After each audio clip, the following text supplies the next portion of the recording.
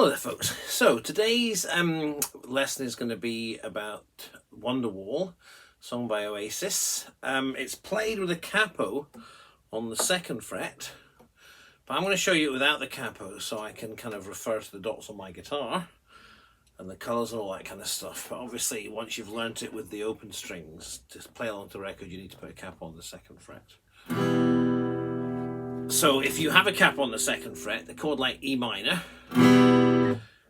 at that point becomes F sharp minor because you've moved it up 2 notes. So E, F, F sharp. So just to say, so now the trick to this song is keeping your 3rd finger and your pinky on the 3rd fret of the B string and the E string. So in a previous video I was explaining there's a mnemonic you can use to remember the strings. It's Eddie, A, Dynamite, Goodbye Eddie, E, A, D, G, B, E. So the top 2, B and E, 3rd fret with your pinky on the 3rd fret of the E string and your 3rd finger on the 3rd fret of the B string. So obviously when you're playing it with the capo, you're then going to be doing it the 3rd fret above the capo rather than, you know, the 3rd fret. But you get the idea. So the opening chords are E minor, G, D, and A7. But those chords with these added 2 notes here that aren't necessarily in all those chords when you play them using the normal fingering. So starting off with E minor, which I would normally play with my 2nd and 3rd fingers, I have to play with my 1st and 2nd fingers because I need my 3rd and 4th fingers for these 2 notes here. So E minor is the 2nd fret of the A string and the 2nd fret of the D string with your 1st and 2nd finger. Then you go up to a G. Now to make that change, all you need to do is take this finger off, excuse my rude finger, and put it on the 3rd fret of the bottom string. And that's a straightforward G chord, even with these 2 notes on, because you would normally play G with just 3 fingers, but by putting your finger on the 3rd fret of the B string, that changes the B to a D, but a D is in a G chord, so it's still technically just a G chord. Then you're doing D, but with this 3rd pinky on the 3rd fret, that makes that a D sus4 chord, which means you don't need this finger because this finger would normally play the 2nd fret of the high E string, and obviously that's already been covered by the pinky on the 3rd fret of that string. And then for A7, well, A is the red chord, so those 3 fingers. To play an A7 you take off your middle finger and change that middle A to a G. So when you put your 2 fingers on the 3rd fret of the B and the E string, that makes it an A7 sus4 chord. But I'm sure when this song was being written, it wasn't a case of, right, I need a C9 and A7 sus4. Basically, you're just keeping these 2 fingers on these 2 frets and playing all the chords around that. So the opening sequence is E, G, D, A7. So 2 fingers here on the 2nd frets of the A and the D string. A normal G chord, but with this added 3rd fret of the B. So your green chord with that extra note. Your D chord, but with the finger staying on that 3rd fret. And then the A7, which just means that to change from your D to your A7, you're going to take this finger, which is holding down the 2nd fret of the G string, and move it down to the 2nd fret of the D string. So that's the sequence. Now the strumming pattern, you'll notice I've got tab up there for the strumming pattern, and you'll see that some of the strums are those kind of downward strokes joined by a bar, and some of them are single downward strokes. Now a single downward stroke is called a crotchet, and it's a downstroke. But the 2 notes joined together with the bar at the bottom is called a quaver, and that's a down up. So the pattern on my tab is down, down, down, down, up, down, up, down, down, down, up, down, up, down, down, down, up, down, up, down, up, down, down, up. But I have to say that the strumming pattern can be varied a lot in the song, and it's not terribly important that you match it. And I'm sure when I'm playing it, I will not follow the strumming pattern exactly as it's written, but that's the kind of underlying strumming pattern. So just to do that again, nice and slowly, it's down, down, down, down, up. So that's the 4 beats, 1, 2, 3, 4, and the 4th beat is cut into 2 half notes. And then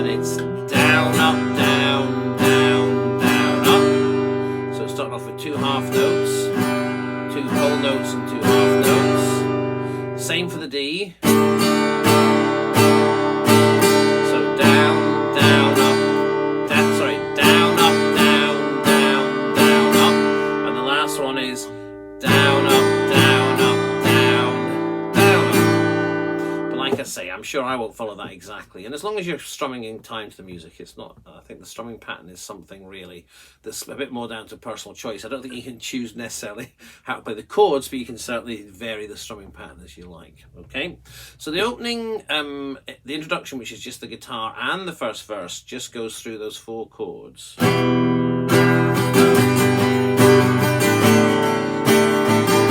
it does it 4 times for the introduction.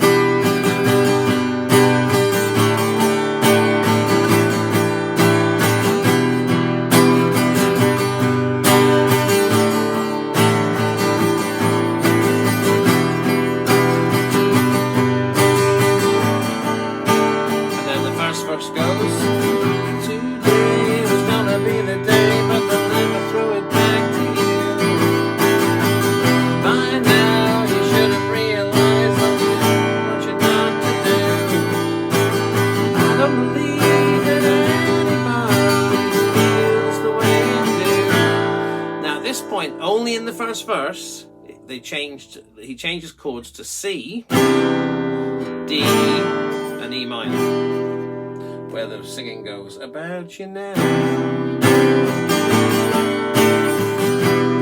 So the C is the 2 pink dots at the top of the C chord. Normally you play C with your first finger down there, but again, because your fingers are here on the 3rd fret, you're going to use your first finger on the 2nd fret of the D string, and your 2nd finger on the 3rd fret of the A string. That's the C9 chord, followed by the D chord with the 2 fingers on, and then the E minor chord. Now those chords are also used for the bridge, and the bridge is the bit of the song that goes from the verse to the chorus. So in Wonderwall, it's "and the roads, all the roads we have to walk are winding." It's that bit, but it does that little bit at the end of the first verse. For the second verse, it just plays those chords 4 times. So the last line in the second verse is I don't believe that anybody feels the way I do. I don't believe that anybody feels the way I do about you now. And it's just the ordinary 4 chords. Because in the next bit, when it goes to the bridge, it then goes into the C, D, and E minor 4 times. And all the roads that walk have to walk are winding. All the lights and leaves there are blinding. There are many things that I would. Now at this point, it's going to change into it goes to a G with those 2 on. Then you're going to use your first finger to play the 2nd fret of the bottom string. That's not really a chord as such, it's just a passing note that you're playing as you go down for this bit. So you're going to go a G, first finger on the 2nd fret, keep these 2 on, F sharp, G maybe you'd call that, E minor, and D, and you're finishing on the A7, sus4. So those are the chords you've used previously, but it's a quick sequence, so it's 1 hit for each chord. So G, F sharp, E minor, D, A, and it holds that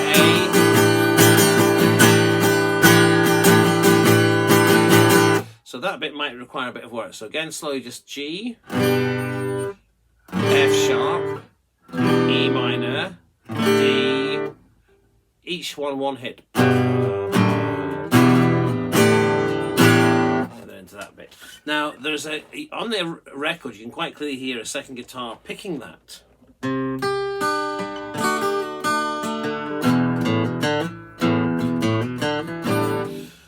If I was playing this just with 1 guitar acoustically, I'd probably try and replicate that. So you're just kind of going,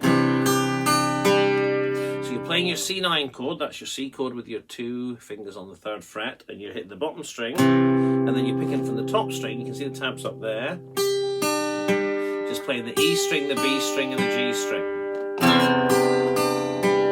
And then you do an ordinary D chord, and then hammer this pinky onto that 3rd fret, which you're playing with the other chords, and back off again.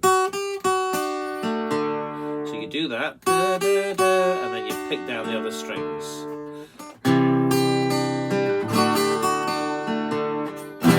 And then you go to your E minor chord with your two fingers here, and you're doing a wee hammer on these two notes here. So you're playing the open A string, and then putting your finger on the second fret, and the open D string, and putting your finger on the second fret. But that's like a little embellishment, so if you find that too difficult, just stick with your strumming chords. Now there is some picking on this bit as well, but I don't think you want to be going into that just now, so we'll just play that. So really what we're doing is replicating two guitars on one guitar, so you can play that bit if you're feeling a bit adventurous. But I think if I was just strumming it like that, I would probably do these hammer on, because you can just do it with both fingers at the same time and just strum at the same time. And that is quite a nice wee kind of... And then the final sequence is the verse sequence, and the verse sequence is C, E minor, G, E minor. So, because maybe that's a C, E minor, G, E minor, gonna be the one who saves me. So you C like that, swap your fingers over for your E minor, same pattern, put down a string for the G, and then back to the E minor. So C, E minor, G, E minor. And the whole thing goes, 'cause maybe you're gonna be the one who saves me.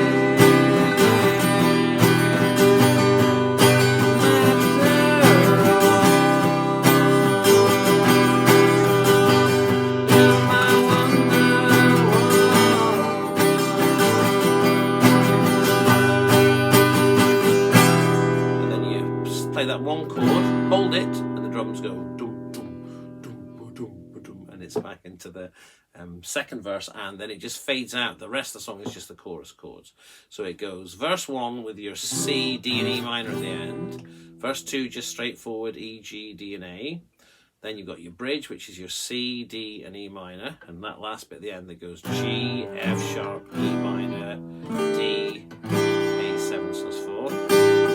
And then again the chorus is C, E minor, G, E minor. And that's the whole song.